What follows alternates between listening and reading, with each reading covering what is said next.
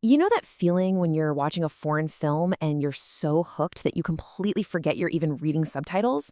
Well, that seamless experience, that's not magic. It's actually a super complex, high-pressure craft. Today, we're going to pull back the curtain on the invisible art of subtitling.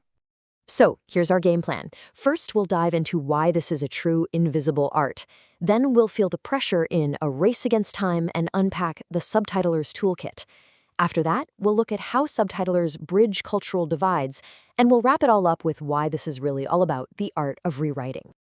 Okay, let's get right into it. To really understand what subtitling is all about, we've got to bust a huge myth about what we're actually seeing at the bottom of our screens.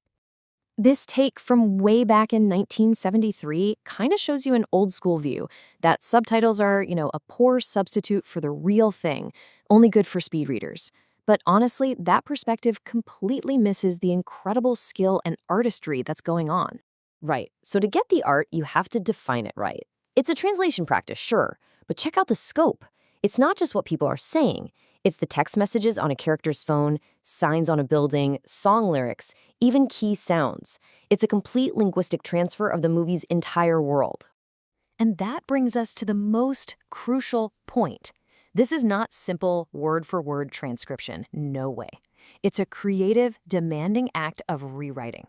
It's about capturing the soul of the original dialogue to craft something new that works in a totally different medium. Now let's see how this rewriting has to happen under just immense pressure. People in the field have called it a linguistic straitjacket. And when you see the constraints they're working with, you'll see why. First, the space. A subtitler gets a maximum of 2 lines on the screen. That's all the real estate they have. And within those 2 lines, for broadcast TV at least, they have to cram everything into about 72 characters. Not words, characters. And here's the kicker. All of this has to be read and understood by you, the viewer, in a flash, at a rate of about 15 symbols per second. It is a constant, crazy race against time. This is where you see the huge difference between types of translation. A literary translator, for a book, is all about being faithful to the original text. The reader can take all the time they want. But a subtitler? Their number one job is making sure the viewer gets it, like right now, within those insane limits. You're not in control of the pace. The film is. So these pressures kind of fall into 4 big buckets. You've got normative rules, just defining what a good translation even is. There are social ones, which is all about navigating tricky cultural values. Personal ones, because, hey, every translator is human. And then the big one, physiological restrictions, the hard science of how fast our brains can actually read and process stuff while also watching a movie. So with that straitjacket on, how in the world do they do it? Well, let's open up the Subtitler's Toolkit. Their single most important tool, the one they use all the time, is the art of condensation. Now, this isn't just about chopping out words at random. It's a really strategic 2-step process. First, you omit. You cut out everything that isn't absolutely critical to getting the point. Then, you reformulate what's left, shaping it into the tightest, most punchy version you can. Okay, let's look at a real-world example. Here we've got a character speaking French, kind of fast, a little unsure of herself. If you translated this literally, word for word, it would be a total mess on screen. It's way too long, it's clunky, and it would be impossible to read in time. And here's the final subtitle. Just look at that. It's beautiful. The whole emotional journey is there. The initial thought, the self-correction, that final emphasis. It captures her authentic voice and the entire meaning in just a handful of words. It's so elegant. So how did they do it? Let's break it down. First, omission. They sliced out conversational fillers like in fact and you see. Then, condensation, turning multiple words into one.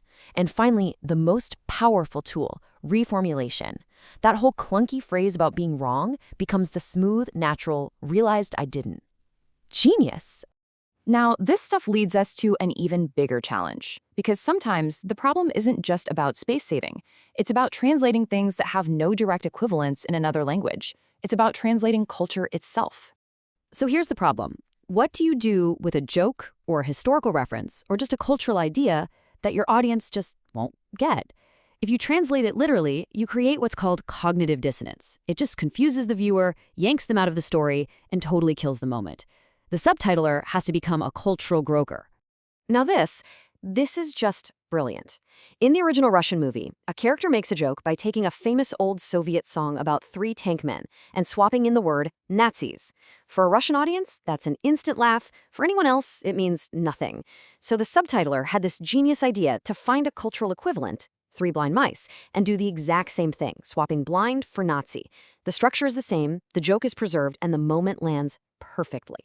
And subtitlers have a whole bag of tricks for this. They can use generalization, like turning a specific term for a Soviet youth group into the more widely understood word communist. They can find cultural equivalents, changing local clothing sizes to ones we all recognize. Or they can use a recognized equivalent, using KGB instead of some obscure historical name because everybody instantly knows what the KGB is. Okay, all of this brings us to our final and maybe most important takeaway about what this invisible art is really all about. See, the ultimate goal isn't formal equivalence. It's not about a perfect word-for-word match.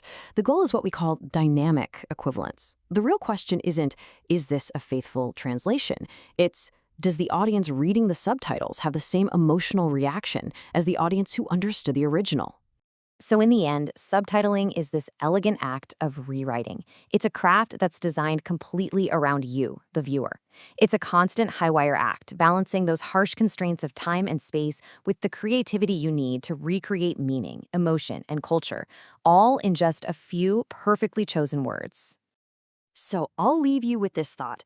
The next time you're deep into a film and reading along without even thinking about it, just pause for a second and appreciate the work that made it possible. What choices are being made? What cultural bridges are being built? What invisible art are you going to notice?